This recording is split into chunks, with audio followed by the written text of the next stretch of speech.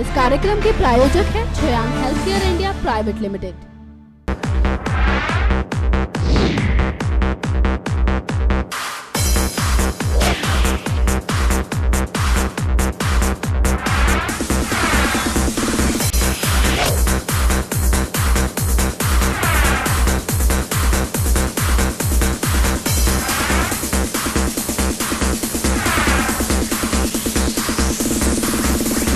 Hello and welcome, I am Neetu and you watching filmy Friday. Filmy Friday में हम आपको दिखाते हैं हफ्ते की बड़ी फिल्म का मूवी रिव्यू। तो दोस्तों, आज बॉक्स ऑफिस पर 250 करोड़ में बनी सिनेमा इतिहास की सबसे बड़ी फिल्म बाहुबली आज रिलीज हो चुकी है। वैसे आपको ये जानकर खुशी होगी कि ये फिल्म 5 भाषाओं में रिलीज हुई है। वहीं दूसरी तरफ 3 सालों से लटकी आ रही फिल्म आई लव NY आज रिलीज हो चुकी है। दोनों ही फिल्म के बारे में हम आपको जानकारी देंगे, लेकिन इससे पहले एक नजर फिल्म बाहुबली पर। आज बॉक्स ऑफिस पर सालों से चर्चा में बनी हुई फिल्म बाहुबली रिलीज हो गई है। 3 सालों में बनकर तैयार हुई इस फिल्म को 3 भागों में बनाया गया है, जिनमें से आज बाहुबली का पहला भाग रिलीज हो गया है। आपको बता दें कि बाहुबली भारतीय सिनेमा इतिहास की अब तक की सबसे महंगी फिल्म है। 250 करोड़ रुपए में बनी ये फिल्म दुनिया भर में 4000 स्क्रीन पर रिलीज की गई है। फिल्म की कहानी की बात करें तो बाहुबली एक बहादुर बेटे की कहानी है। वह अपनी मां के साथ हुए अन्याय के समाधान के लिए साहस और बल का इस्तेमाल करता है। फिल्म में आपको प्रभास, राणा दग्गुबाती, अनुष्का शेट्टी और तमन्ना मेन रोल में मिलेंगे। फिल्म के डायरेक्टर हैं SS राजामौली। अब जानना ये है कि फिल्म में शानदार विजुअल इफेक्ट्स दुनिया को अपनी ओर खींचने में सफल होंगे या नहीं। वैसे फिल्म के प्रोमो पहले से ही लोगों की पसंद पर खरे उतरे हैं। इसका एक्शन और सिनेमेटोग्राफी की खास तौर पर तारीफ हो रही है। यहाँ बताते चले कि फिल्म तमिल, तेलुगु के अलावा हिंदी में भी रिलीज हो रही है। इसके अलावा CG के लिए इस फिल्म की तारीफ करनी होगी। वास्तव में ऐसे विशालकाय सेट तैयार नहीं किए जा सकते। बाहुबली में CG इफेक्ट से तैयार जलप्रपात, महल, युद्ध के मैदान और युद्ध में तकनीकी टीम का कौशल दिखता है। फिलहाल फिल्म दर्शकों की उम्मीदों पर कितना खरा उतरेगी, ये देखने वाली बात होगी। फिल्म पर तो आपने नजर डाल ली, लेकिन बाकी जानकारी देने के लिए हमारी संवाददाता दीक्षा हमसे जुड़ी हैं। दीक्षा, स्वागत है आपका हमारे शो में। दीक्षा, सबसे पहले आप हमारी ऑडियंस को बताइए कि आखिर इस फिल्म की कहानी में क्या नया है। शुक्रिया नीतू जी, और बहुत सही कहा आपने। एक लंबा वक्त लगाया इस फिल्म को बनने में, लेकिन इस फिल्म को देखकर पता भी चलता है कि जितना लंबा वक्त या जितनी मेहनत इस फिल्म के ऊपर की गई है वो साफ साफ नजर आ रही है। अगर बात करें SS राजामौली की, जो कि इस फिल्म के डायरेक्टर हैं, तो वो पिछले 8 साल से इस फिल्म के ऊपर काम कर रहे थे। स्टोरी की बात करें तो जितनी खूबसूरत इस स्टोरी को जितनी खूबसूरती के साथ पर्दे पर उतारा गया है वो वाकई काबिले तारीफ है। पूरी तरह से विजुअल इफेक्ट्स के साथ खेला गया है, और एक तरह से बात की जाए तो धर्मा प्रोडक्शन के अंदर ये फिल्म बनी है और कुछ कुछ चीज़ें इसमें उसकी नज़र भी आ रही हैं। करण जौहर इस फिल्म के साथ जुड़े हुए थे, तो वो भी एक बड़ा नाम है, जिसकी वजह से फिल्म से उम्मीदें भी खासा ऊंची लगाई जा रही थी। और 250 करोड़ का बजट, जो कि खुद में एक बहुत बड़ा बजट है। अगर बात करूँ तो बहुत सही कहा था आपने कि अब तक का सबसे बड़ा बजट है किसी फिल्म के लिए। तो उसके लिहाज से देखा जाए तो इस फिल्म के ऊपर जिम्मेदारी भी काफ़ी है, क्योंकि उस बजट को कहीं ना कहीं फुलफिल भी करना पड़ेगा। कहानी की बात करूंगी तो ये कहानी एक महारानी के 2 बेटों की है।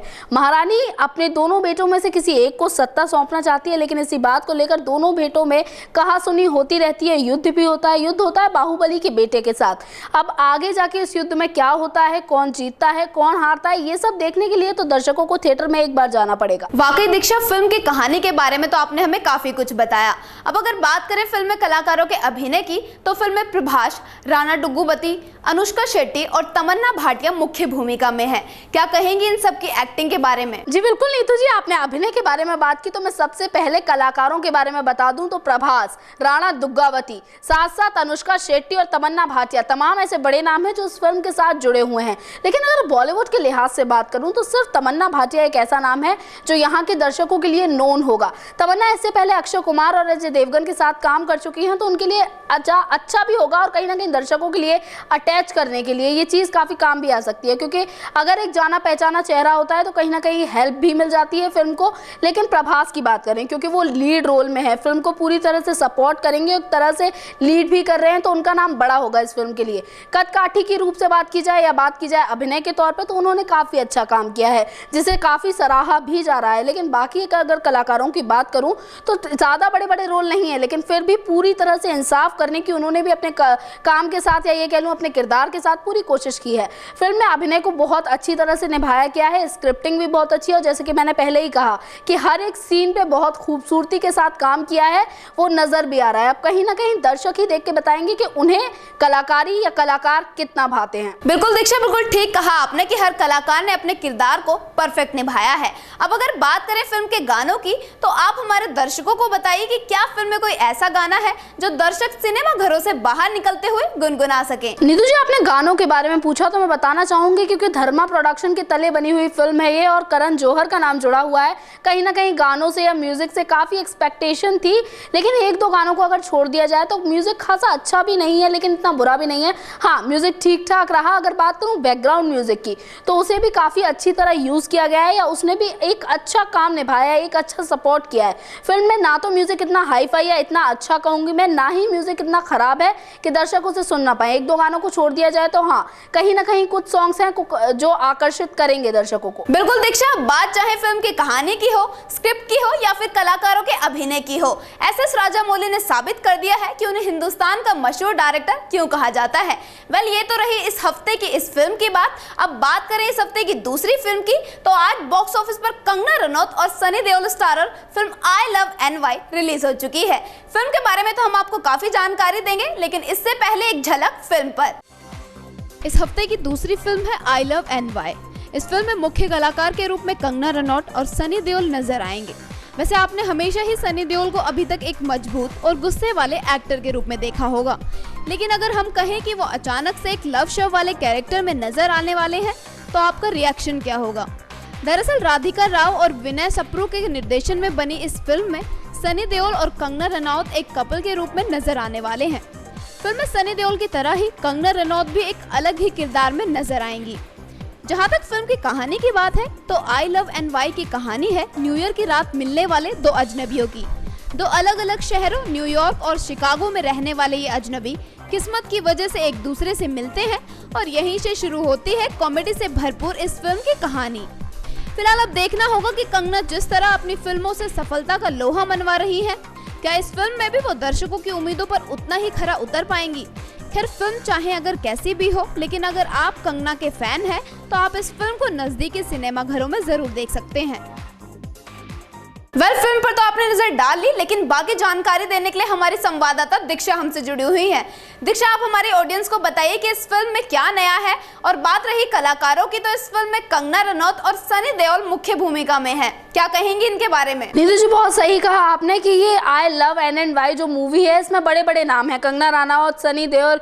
और हाँ, इस फिल्म में कुछ नए की बात कही आपने तो दर्शकों के लिए ये नया जरूर हो सकता है कि सनी देओल काफी टाइम बाद कम बैक करेंगे। एक तरह से देखा जाए तो हाँ, माना एक छोटी छोटी मूवी करते रहे हैं, छोटी भी नहीं, ये कह सकते हैं कि ज्यादा चल नहीं पाई उनकी मूवी जो हाल फिलहाल में आई, लेकिन हाँ, क्योंकि ये मूवी कंगना रनौत के साथ जुड़ी हुई है, कंगना रनौत का नाम जुड़ा हुआ है, तो आशाएं लगाई जा रही हैं। वैसे इस फिल्म की मैं ये बात बता दूं कि कंगना के साथ जिस तरह की फिल्में हाल फिलहाल में जुड़ी हुई है, एक से बड़ी एक फिल्म की है उन्होंने, उस हिसाब से अगर देखा जाए तो ये फिल्म कहीं ना कहीं उनके लिए एक हानिकारक की तरह साबित हो सकती है, उनके लिए एक नुकसानदेह साबित हो सकती है, क्योंकि तनु एट्स मनु रिटर्न्स जिसमें उनका अभिनय काबिले तारीफ था, उससे पहले क्वीन की बात कर लूँ, गैंगस्टर की बात कर लूँ, तो कंगना रनौत का नाम सुनते ही दर्शकों के दिमाग में एक फिल्म की अलग छवि होती है। उनके मतलब उनको देखने वाले जो दर्शक हैं, उनको पसंद करने वाले जो दर्शक हैं, उनकी कैटेगरी एकदम अलग है। तो अगर इस टाइम उन्हें उनकी ये वाली फिल्म देखने को मिलेगी आई लव NY, तो वाकई देखने वाला अब बात होगी कि दर्शक इस फिल्म को किस तरह से ले पाएंगे। जितना मैंने देखा इस फिल्म में, तो उस हिसाब से बताती हूँ कि कंगना के लेवल की, या ये कहूँ जिस तरह की एक्टिंग या अभिनय कंगना को पहचानते हैं जिस वजह से, जिन फिल्मों की वजह से, वो कहीं ना कहीं इस फिल्म में तो कम से कम नजर नहीं आया। सनी देओल ने भी कोशिश की है फिल्म में अच्छा अभिनय करने की, लेकिन हाँ, कुल मिलाकर स्टोरी या सब कुछ बात की जाए तो हाल फिलहाल में आ रही अच्छी अच्छी फिल्मों में तो ये फिल्म कम से कम शामिल नहीं हो पाएगी। बिल्कुल, अब बात चाहे फिल्म बाहुबली की हो या आई लव NY की हो, दोनों ही फिल्में एक दूसरे से बिल्कुल हटकर हैं। अब अंत में तो हम यही कहेंगे कि अगर आप अपने चहेते स्टार्स को देखना चाहते हैं तो आप इन दोनों फिल्मों में से कोई भी फिल्म देख सकते हैं। वेल, ये था हमारा इस हफ्ते का मूवी रिव्यू। नेक्स्ट वीक हम आपसे फिर मिलेंगे किसी नई मूवी रिव्यू के साथ। अगर आपको हमारा ये प्रोग्राम पसंद आता है तो इसे जरूर सब्सक्राइब करें। Till then, good bye. इस कार्यक्रम के प्रायोजक हैं Shreyank healthcare India private limited.